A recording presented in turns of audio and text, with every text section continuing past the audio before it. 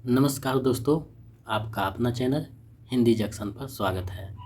मैं प्रवेश कुमार सिन्हा आज फिर एक नए वीडियो के साथ आप लोगों के समक्ष उपस्थित हुआ हूं।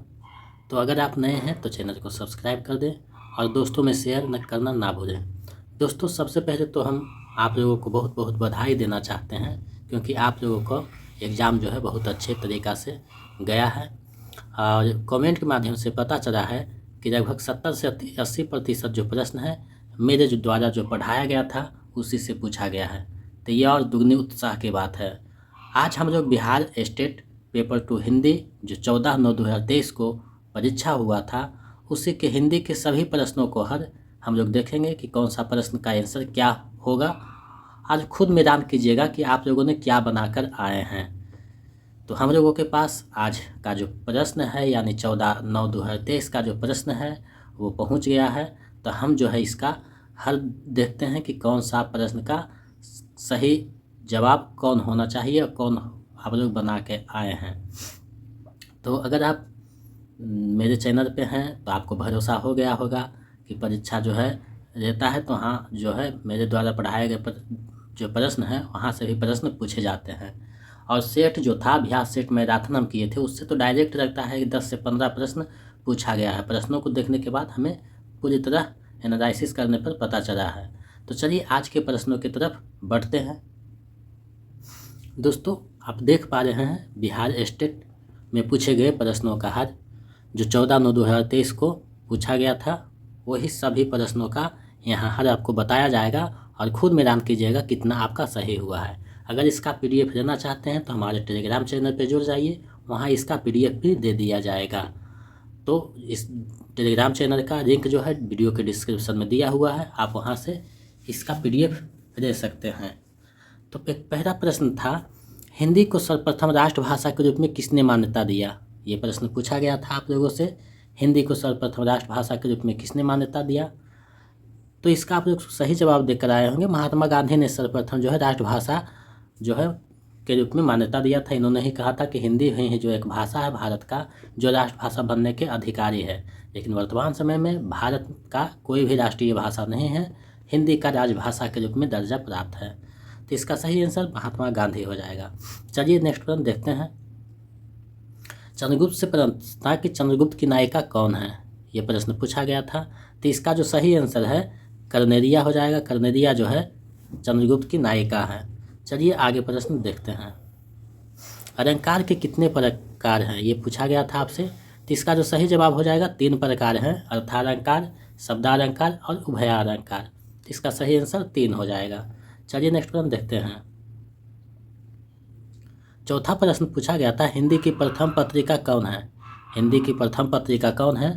तो इसका जो हम लोग सेट में भी अभ्यास किए थे, तो ये हो जाएगा उदंतमार्तन, जो 1826 में जुगर किशोर के द्वारा निकाला गया था। तो उदंतमार्तन इसका सही हो जाएगा। चलिए नेक्स्ट प्रश्न देखते हैं। आचरण की सभ्यता से प्रश्न था कि आचरण की सभ्यता सदा कैसी रहती है। हम लोगों ने निबंध में इसको पढ़ा है, MCQ भी इसका देखा था। तो सदा मौन रहती है, आचरण की सभ्यता सदा मौन रहती है। चलिए नेक्स्ट प्रश्न देखते हैं।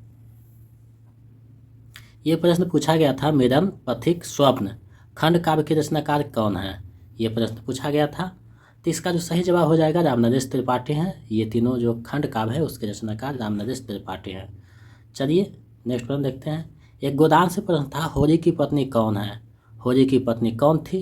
तो इसका सही जवाब धनिया हो जाएगा, लेकिन पता चल रहा है कि धनिया विकल्प में नहीं था। तो इनमें से कोई नहीं, इसका सही आंसर हो जाएगा इनमें से कोई नहीं, क्योंकि धनिया विकल्प में नहीं था। चलिए नेक्स्ट प्रश्न देखते हैं। एक प्रश्न पूछा गया था, करम के मजदूर के रचनाकार कौन है। करम के मजदूर के रचनाकार कौन है। तो इसका सही जवाब हो जाएगा मदन गोपाल जी जो हैं करम के मजदूर के रचनाकार हैं। चलिए नेक्स्ट प्रश्न देखते हैं। सरदार पूर्ण सिंह से प्रश्न था कि किस लिए विख्यात है। सरदार पूर्ण सिंह जो है किस लिए विख्यात है। तो इसका सही जवाब हो जाएगा निबंधों के लिए ये विख्यात हैं, निबंधों के लिए जाने जाते हैं, जिनका निबंध पढ़ना है आचरण की सभ्यता। चलिए नेक्स्ट प्रश्न देखते हैं। एक प्रश्न पूछा गया था, अंधा युग के रचनाकार कौन है। अंधा युग के रचनाकार कौन है। तो ये जो है सही हो जाएगा धर्मवीर भारती की रचना है अंधा युग। तो इसका सही आंसर धर्मवीर भारती हो जाएगा। चलिए आगे देखते हैं। 11वां प्रश्न है रीतिकार को कलाकार किसने कहा था, ये प्रश्न पूछा गया था। तो इसका सही आंसर हो जाएगा रमाशंकर शुक्ल रसाल जो हैं रीति को कलाकार कहे हैं, तो ये हो जाएगा। चलिए आगे देखते हैं। एक प्रश्न पूछा गया था के बिरला फाउंडेशन द्वारा कौन सा पुरस्कार दिया जाता है, के बिरला फाउंडेशन के द्वारा कौन सा पुरस्कार दिया जाता है। तो विकल्प के अनुसार आपका सही जवाब हो जाएगा सरस्वती सम्मान। ये और 2 सम्मान देते हैं, एक व्यास सम्मान और दूसरा है बिहारी सम्मान। तो ये जो सरस्वती सम्मान है ये विकल्प में था, तो इसका सही जवाब सरस्वती सम्मान हो जाएगा। चलिए नेक्स्ट प्रश्न देखते हैं। महादेवी वर्मा से प्रश्न था, महादेवी वर्मा की कल्पवास की स्मृति का वर्णन किसमें है, कल्पवास की स्मृति का वर्णन किसमें है। तो भक्ति ने एक रचना है उनकी, उसी में उसका जो है चित्रण किया गया है। चलिए देखते हैं। उसने कहा था से प्रश्न है जिसका हम लोगों ने अभ्यास भी किया था, जर्मन रप्टन को किसने मारा था, जर्मन जो रप्टन के भेष में आया था उसको किसने मारा था। तो रहना सिंह इसका सही आंसर हो जाएगा। तो आप देख पा रहे हैं कि हमारे द्वारा जो पढ़ाया गया था वहाँ से हूबहू प्रश्न पूछा गया है। तो आगे जो है हम लोग तैयारी करेंगे इसी के अकॉर्डिंग करेंगे। आप लोग एक बार फिर हम पे विश्वास कीजिए, आगे जो है बीपीएससी का तैयारी भी हम लोग करेंगे और प्रश्न पूछे जाएंगे, क्योंकि हम लोग दूध से मक्खन निकालने का काम करेंगे। ज़्यादा नहीं पढ़ना है, कम पढ़कर ज़्यादा अंक लाने की कोशिश करना है। एक प्रश्न पूछा गया था संसद में प्रयुक्त होने वाली भाषा का वर्णन किस अनुच्छेद में है, ये प्रश्न पूछा गया था। तो ये अनुच्छेद 120 में है, संसद में प्रयुक्त होने वाली भाषा। चलिए नेक्स्ट प्रश्न देखते हैं। गेहूं और गुलाब से प्रश्न था कि गेहूं और गुलाब में लेखक की इच्छा क्या है, गेहूं और गुलाब में लेखक की इच्छा क्या है। तो वृत्तियों को उधरगामी करने की इच्छा है, उनकी वृत्तियों जो है उसको उधरगामी करने की इच्छा है। चलिए नेक्स्ट प्रश्न देखते हैं। एक साहित्य अकादमी पुरस्कार से था कि साहित्य अकादमी किसे दिया गया है, साहित्य अकादमी किस पुस्तक को दिया गया है। तो विकल्प के अनुसार आपका सही आंसर हो जाएगा कलम का सिपाही जो है उसको जो है साहित्य अकादमी 1963 में दिया गया था, इसको ध्यान में रखिएगा। ये प्रश्न इसके रचनाकार कौन है, अमृत राय है, प्रेमचंद के बेटे, तो उसको जो है 1963 में दिया गया था। चलिए नेक्स्ट प्रश्न देखते हैं। 18वां प्रश्न है प्रयोग के अनुसार सर्वनाम के कितने भेद हैं। इसका जो है हम लोग हूबहू प्रश्न अभ्यास सेट में किया था, मैराथन में किया था, तो इसका सही हो जाएगा 6 भेद हैं। प्रयोग के अनुसार जो है सर्वनाम के 6 भेद हैं। चलिए नेक्स्ट प्रश्न देखते हैं। ब्राह्मण पत्रिका जो निकलती थी उसका प्रकाशन कहाँ से होता था, ये प्रश्न पूछा गया है आपसे। तो इसका सही जवाब हो जाएगा कानपुर से निकलती है, जिसके जो संपादक है प्रताप नारायण मिश्र है। चलिए नेक्स्ट प्रश्न देखते हैं। महादेवी वर्मा से प्रश्न था कि भक्तिन महादेवी वर्मा की किसमें संकलित है, भक्तिन जो रचना है महादेवी वर्मा की वो किसमें संकलित है। तो इसका सही जवाब हो जाएगा स्मृति की रेखाएं, जो उनकी संस्मरण है उसी में जो है इसको संग्रहित किया गया है। चलिए नेक्स्ट प्रश्न देखते हैं। हिंदी साहित्य का प्रथम इतिहास किस भाषा में लिखा गया है, ये प्रश्न को हम लोग अभ्यास सेट में भी देखे थे, हूबहू वहाँ से प्रश्न आया है। तो इसका जो है फ्रेंच भाषा में लिखा गया था, जिसके रचनाकार गरसद अतासी थे। चलिए नेक्स्ट प्रश्न देखते हैं। हिमकृतनी और हिमतरंगिणी के रचनाकार कौन है, ये जो है वीडियो में बताया भी गया था। तो इसके जो रचनाकार है माखनलाल चतुर्वेदी जी हो जाएंगे, हिमकृतनी और हिमतरंगिणी के रचनाकार। चलिए नेक्स्ट प्रश्न देखते हैं। संबंधवाचक सर्वनाम कौन है, ये प्रश्न पूछा गया था। तो विकल्प के अनुसार आपका सही जवाब जो है संबंधवाचक सर्वनाम है, जो इसका सही आंसर है। चलिए नेक्स्ट प्रश्न देखते हैं। मंटो मेरा दुश्मन के रचनाकार कौन है, ये जो है वीडियो में बताया गया था, आप लोगों के कमेंट के माध्यम से जो है इसका जवाब भी मांगा गया था। तो इसका सही जवाब हो जाएगा उपेंद्रनाथ अस्क की ये रचना है मंटो मेरा दुश्मन। चलिए नेक्स्ट प्रश्न देखते हैं। 25वां प्रश्न है गुलाब किसका प्रतीक है, गुलाब जो है किसका प्रतीक है, ये प्रश्न पूछा गया था। तो इसका जो सही जवाब हो जाएगा विरासिता और गंदगी का प्रतीक है गुलाब। ये जो है प्रश्न गेहूं और गुलाब रामवृक्ष की जो है रचना है, निबंध उसी से ये लिया गया है। चलिए नेक्स्ट प्रश्न देखते हैं। एक प्रश्न पूछा गया था विशाल भारत का प्रकाशन वर्ष क्या है, विशाल भारत जो पत्रिका निकलती थी वो कब से निकलती थी। तो 1928 इसका सही जवाब हो जाएगा, 1928 से ये पत्रिका जो है निकलती थी कलकत्ता से। चलिए नेक्स्ट प्रश्न देखते हैं। एक पत्रिका जो है ज्ञान प्रदायिनी का चर्चा किया था कि लाहौर से प्रकाशित होने वाली पत्रिका कौन है, लाहौर से प्रकाशित होने वाली पत्रिका कौन है। तो इसका सही जवाब हो जाएगा ज्ञान प्रदायिनी पत्रिका जो है लाहौर से प्रकाशित होती थी। चलिए नेक्स्ट प्रश्न देखते हैं। गोदान से प्रश्न था कि किन 2 गाँवों का वर्णन हुआ है गोदान में, ये प्रश्न पूछा गया था। तो इसका सही जवाब हो जाएगा सिमरी और बेदारी गाँव जो है उसका वर्णन हुआ है गोदान उपन्यास में। चलिए नेक्स्ट प्रश्न देखते हैं। निबंध से प्रश्न था अशोक के फूल के रचनाकार कौन है। ये जो है वीडियो में भी बताया गया था, अशोक के फूल के रचनाकार कौन है। तो इसका जो सही जवाब हो जाएगा हजारी प्रसाद द्विवेदी जी हैं अशोक के फूल के रचनाकार। चलिए नेक्स्ट प्रश्न देखते हैं।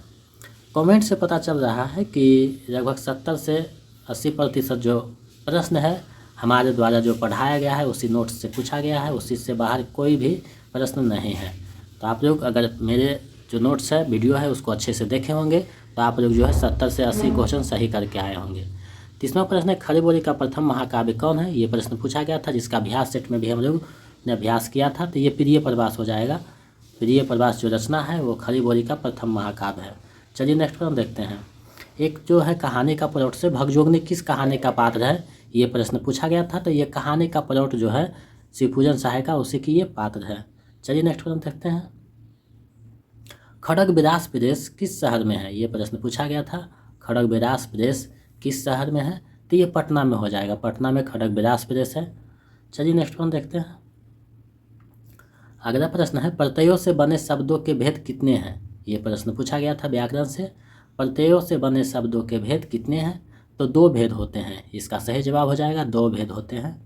चलिए नेक्स्ट प्रश्न देखते हैं। नाटक से प्रश्न था जन्मेजय का नाग यज्ञ के रचनाकार कौन है। जन्मेजय का नाग यज्ञ के रचनाकार कौन है, ये प्रश्न पूछा गया था। तो जयशंकर प्रसाद जी इसके रचनाकार हैं, इनकी जो है नाटक है। चलिए नेक्स्ट प्रश्न देखते हैं। एक फ्लैशबैक शायरी का प्रथम कहानी है कौन है, ये पूछा गया था। फ्लैशबैक शायरी का प्रथम कहानी कौन है, तो उसने कहा था फ्लैशबैक शायरी का प्रथम कहानी है, ये प्रश्न पूछा गया था। इसका सही जवाब हो जाएगा उसने कहा था। चलिए नेक्स्ट प्रश्न देखते हैं। आदिकाल को बीजवपन काल किसने कहा। आदिकाल को बीजवपन काल किसने कहा, तो इसका सही जवाब हो जाएगा महावीर प्रसाद द्विवेदी जी आदिकाल को बीजवपन काल कहते हैं। चलिए नेक्स्ट प्रश्न देखते हैं। एक जो है व्याकरण से प्रश्न था प्र उपसर्ग का शब्द कौन है। प्र उपसर्ग का शब्द कौन है, तो इसका सही जवाब प्रख्यात हो जाएगा। जो प्र उपसर्ग से बना हुआ है इसका सही जवाब प्रख्यात हो जाएगा। चलिए नेक्स्ट प्रश्न देखते हैं। एक प्रश्न था चंद्रगुप्त से मगध की राजकुमारी कौन है। मगध की राजकुमारी कौन है, ये प्रश्न पूछा गया था। तो कल्याणी जो है मगध की राजकुमारी रहती है, इसका सही जवाब कल्याणी हो जाएगा। चलिए नेक्स्ट प्रश्न देखते हैं। चंद्रगुप्त का नायक कौन है, जो नाटक है जयशंकर प्रसाद का चंद्रगुप्त उसका नायक कौन है, ये प्रश्न पूछा गया था। तो चंद्रगुप्त का नायक चंद्रगुप्त ही है। चलिए नेक्स्ट प्रश्न देखते हैं।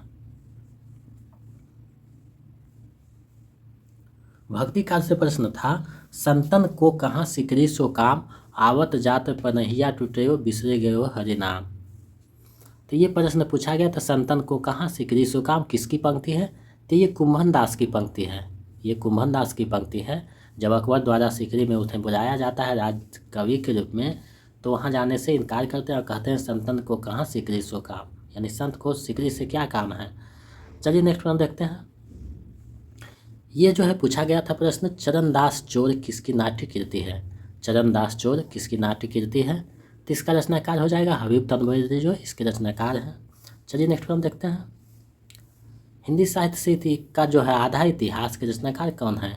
हिंदी साहित्य का आधा इतिहास के रचनाकार कौन है, ये प्रश्न पूछा गया था। तो इसका सही जवाब हो जाएगा सुमन राज जी हैं। चलिए नेक्स्ट प्रश्न देखते हैं। नेक्स्ट प्रश्न है हिंदी का प्रारंभ संवत 1050 से किसने माना।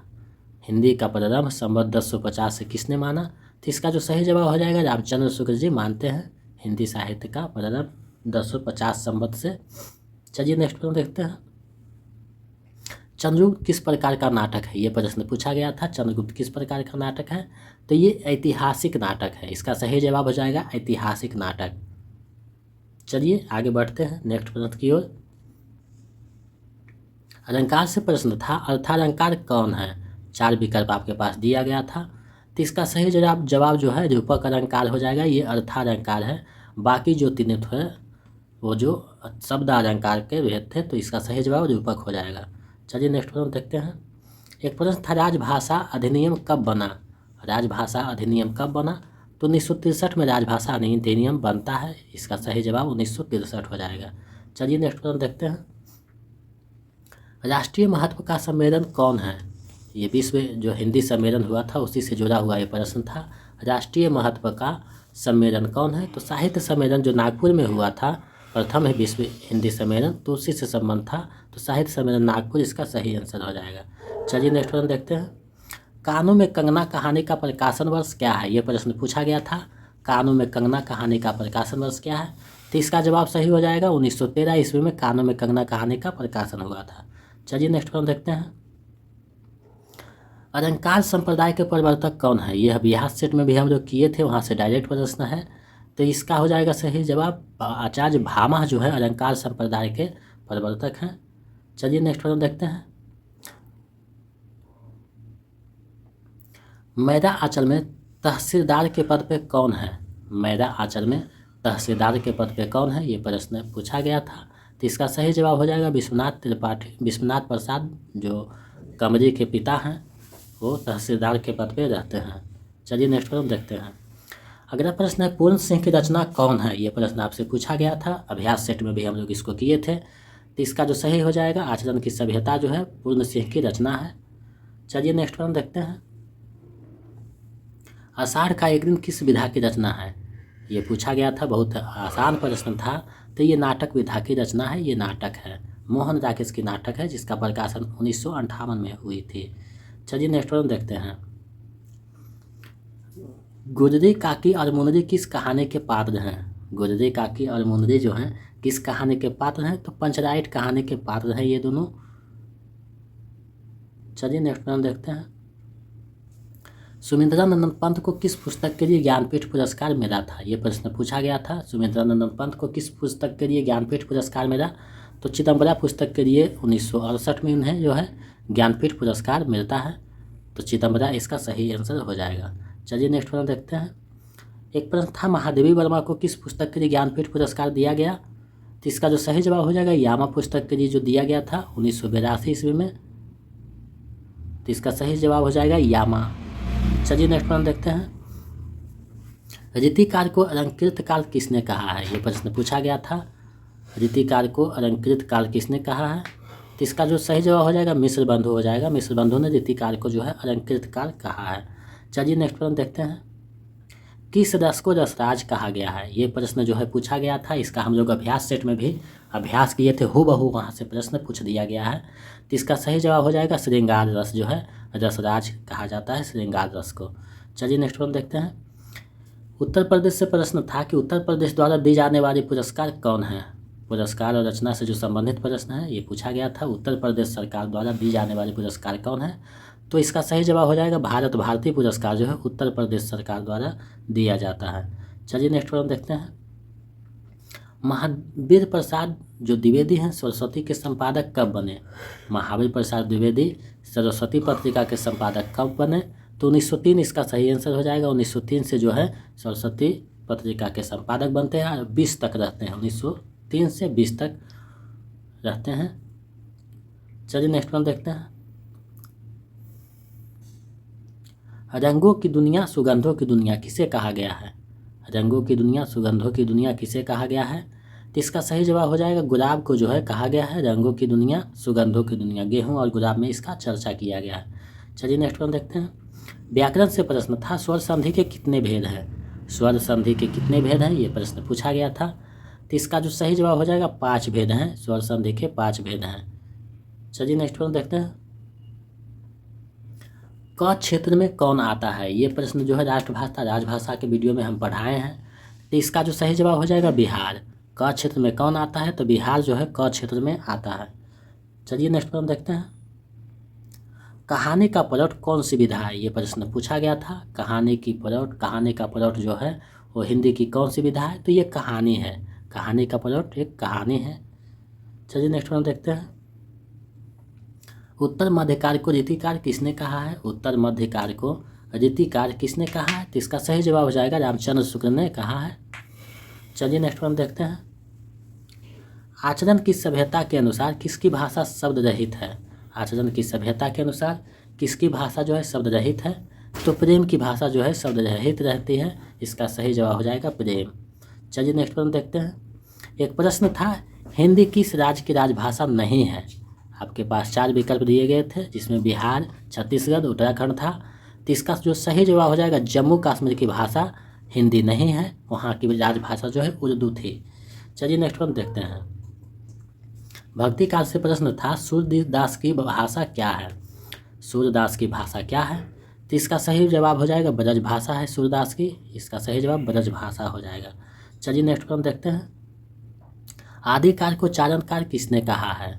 आदिकाल को चारणकार किसने कहा? तो विकल्प के अनुसार इसका सही जवाब जॉर्ज ग्रियर्सन हो जाएगा। उन्होंने ही आदिकाल को चारणकार की संज्ञा दी है।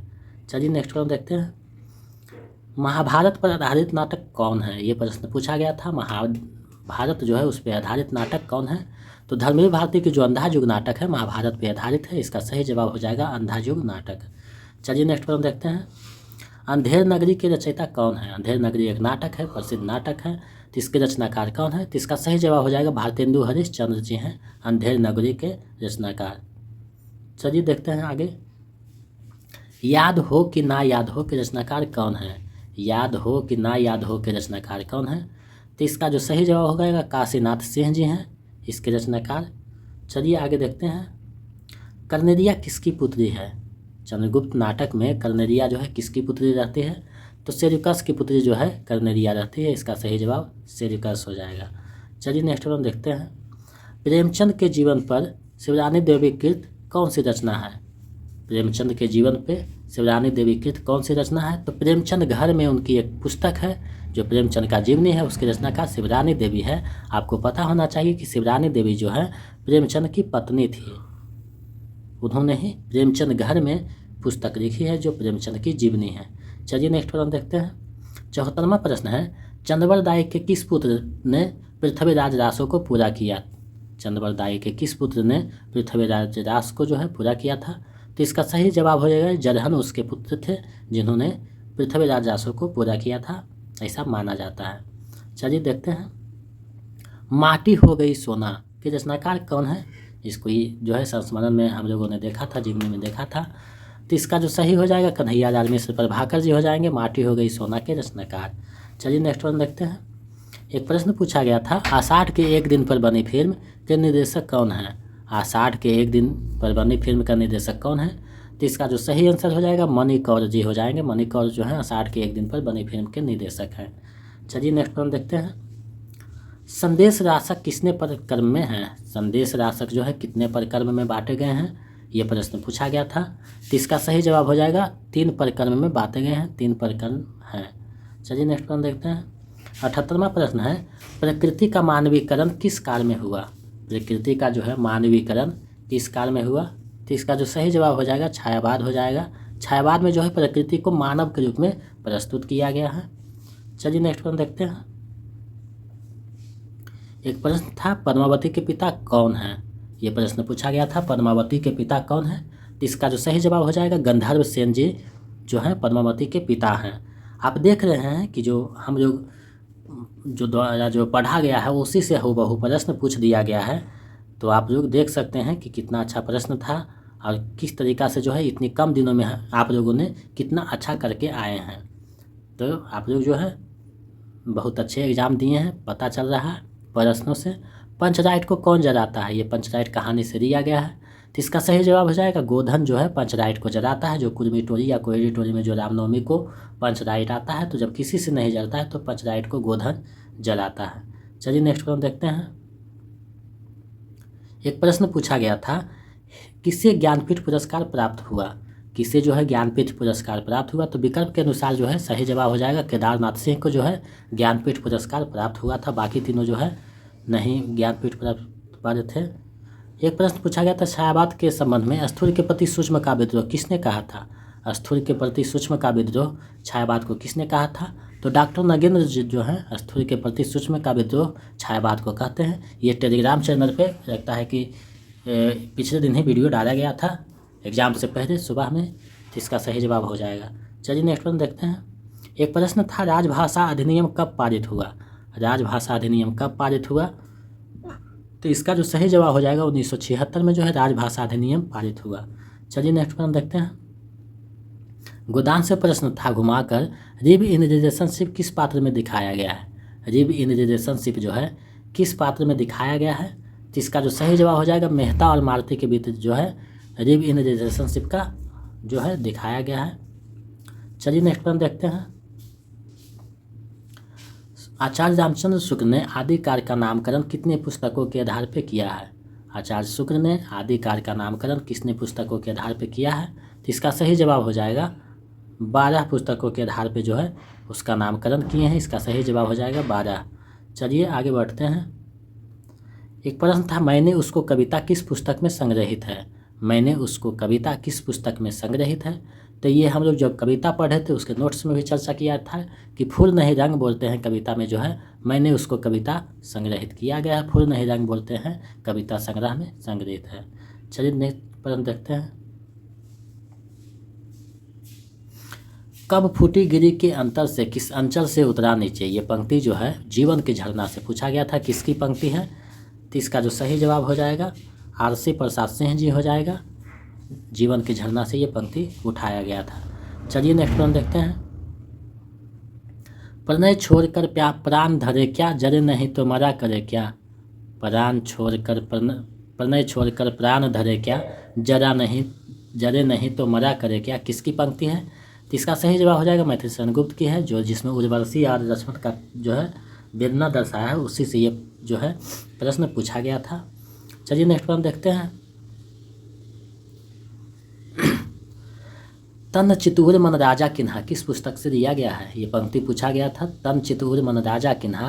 तो चितूर शब्द से आपको पता चल गया होगा कि ये पद्मावत जो है पुस्तक जायसी की उसी से दिया गया है। इससे जो है हमको नागवती वियोग खंड पढ़ना था, चितूर शब्द का वहाँ प्रयोग हुआ है। चलिए नेक्स्ट प्रश्न देखते हैं।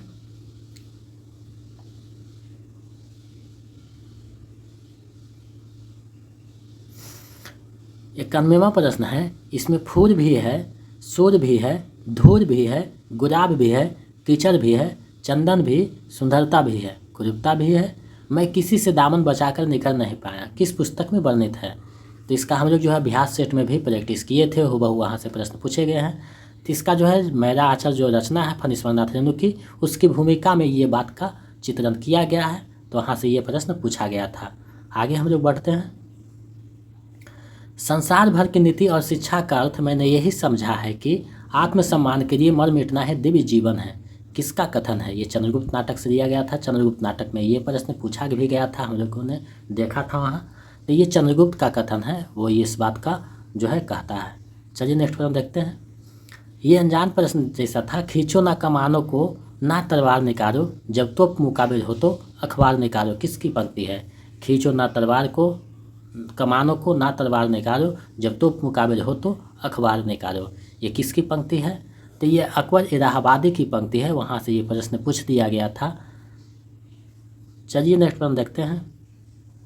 गोदान से प्रश्न था, प्रेम सीधी सादी गऊ नहीं, खूंखार शेर है जो अपने शिकार पर किसी की आँख भी नहीं पड़ने देता, ये किसका कथन है? प्रश्न पूछा गया था। प्रेम सीधी सादी गऊ नहीं, खूंखार शेर है जो अपने शिकार पर किसी की आँख भी नहीं पड़ने देता। तो इसका सही जवाब हो जाएगा मिस्टर मेहता। मिस्टर मेहता का ये कथन है। चलिए नेक्स्ट प्रश्न देखते हैं। संसार में छोटे बड़े हमेशा रहेंगे और उन्हें हमेशा रहना चाहिए, इसे मिटाने की चेष्टा करना मानव जाति का सर्वनाश करना होगा। मैं इस सिद्धांत का समर्थक हूँ। मैं इस सिद्धांत का समर्थक हूँ कि संसार में छोटे बड़े हमेशा रहेंगे और उन्हें हमेशा रहने चाहिए, इसे मिटाने की चेष्टा करना मानव जाति का सर्वनाश करना होगा। ये किसका कथन है? तो ये मिस्टर मेहता का कथन है। ये प्रश्न पूछा गया था, मिस्टर मेहता इसका सही जवाब होगा। चलिए नेक्स्ट प्रश्न देखते हैं। 96वां प्रश्न है, कार्य और कारण में संगति ना होने पर कौन सा अलंकार होता है? कार्य और कारण में संगति ना होने पर कौन सा अलंकार होता है? तो इसका जो सही जवाब हो जाएगा असंगति अलंकार होता है। अलंकार में हम लोग पढ़े थे इसको। एक प्रश्न था, आध्यात्मिक धर्म के सपनों की शोभा तभी भरी रखती है जब आदमी अपने जीवन का धर्म पालन करे, किस निबंध से दिया गया है? आध्यात्मिक धर्म के सपनों की शोभा तभी भरी रखती है जब आदमी अपने जीवन का धर्म पालन करे, किस निबंध से दिया गया था? तो सरदार पूर्ण सिंह का निबंध था आचरण की सभ्यता, उसी से ये जो है पंक्ति को उठाया गया था। चलिए नेक्स्ट प्रश्न देखते हैं। एक प्रश्न था, आलम्बन की चेष्टाएं क्या कहलाती है? आलम्बन की चेष्टाएं क्या कहलाती है? ये प्रश्न पूछा गया था। तो इसका सही जवाब हो जाएगा उद्दीपन। आलम्बन की चेष्टाएं क्या कहलाती है? उद्दीपन कहलाती है। आलम्बन की चेष्टाएं जो है उद्दीपन कहलाती है। ये सही जवाब है। तो हम लोगों ने देखा यहाँ 98 प्रश्न का। 2 प्रश्न और थे, तो एक कृष्ण की भक्ति से संबंधित थे, तो उसमें बी विकल्प एक था, उस शायद हो जाएगा। एक और जो प्रश्न था उसका आप लोग देख लीजिएगा। तो 2 प्रश्न यहाँ छोड़ा गया, बाकी 98 प्रश्न का जो है यहाँ जवाब दे दिया गया है। तो आप लोग खुद से अपना आकलन कीजिएगा और मिला कर देखिएगा कि आपने कितना सही बनाकर आया है, क्योंकि प्रश्न जो था सब सिलेबस से बनाया गया था। हम लोगों ने बहुत कम दिनों में इन सारे प्रश्नों को देखे थे। तो आपको जो है सही जवाब लगभग 75 से 80 सही होना चाहिए। हमें उम्मीद यही है और आशा भी यही है, और आप लोग ऐसा करके भी आए होंगे, क्योंकि कमेंट से हमें पता चल रहा है। तो हम लोगों ने जो है स्टेट जो योजना शुरू किया था पढ़ने के लिए, सिलेबस शुरू किया था, उसको हम लोगों ने पूरा किया और अंततः सफलता हम लोगों के सामने है। आप लोग देख सकते हैं कैसे प्रश्न पूछा गया है, कितने अच्छे आप लोग स्कोर करके आए हैं। आगे जो है हम लोग बीपीएससी का भी टारगेट लेकर चलेंगे, क्योंकि बहुत कम समय है। कब उसका फॉर्म भरा जाएगा, कब परीक्षा हो जाएगा, निश्चित नहीं है। बिहार सरकार बहुत फास्ट चल रही है जैसा लग रहा है, तो हम लोगों के पास समय कम है। तो हम लोग जो है उसको अच्छे से गहन से अध्ययन करेंगे, क्योंकि बीपीएससी जो है इससे ऊंचा लेवल का एग्ज़ाम है, उसका जो है तैयारी और बेहतर ढंग से करना होगा। तो हम लोग जो है दूध से मक्खन निकालने का काम करेंगे, बुद्धिमान बनेंगे, विद्वान नहीं हम लोगों को बनना है, और बुद्धिमान से ही नंबर अच्छे लाने हैं और परीक्षा को आराम से निकालना है। तो आप लोग जो हैं देख सकते हैं हमारे चैनल से लगभग 70 से 80% प्रश्न पूछे गए हैं।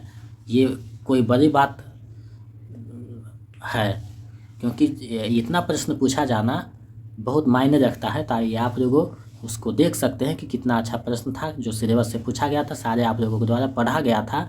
10 से 12 प्रश्न छोड़ दिया जाए तो सभी जो है पढ़ा हुआ प्रश्न था। अगर आप लोगों ने मेरे वीडियो और निर्देश को अच्छा से पालन किया होगा तो आप लोग जो है अच्छे स्कोर करके आए होंगे। और मैं यही कामना करता हूं कि आप लोग जो है सभी एग्ज़ाम में सफल हों। आपकी सफलता ही हमारी सफलता है, क्योंकि आप जब आगे बढ़िएगा तो हम खुद आगे बढ़ जाएंगे, और आपका आगे बढ़ना ही मेरा उद्देश्य है। तो आप लोग जो है इस चैनल को अपने दोस्तों में जो है शेयर कीजिए और बताइए कि कितना अच्छा प्रश्न पूछा गया था, और जो है सब्सक्राइब बढ़ाइए। ये आप लोग जब सहयोग कीजिएगा तो हम आगे बढ़ेंगे, और हम आगे बढ़ेंगे तो आप आगे बढ़िएगा।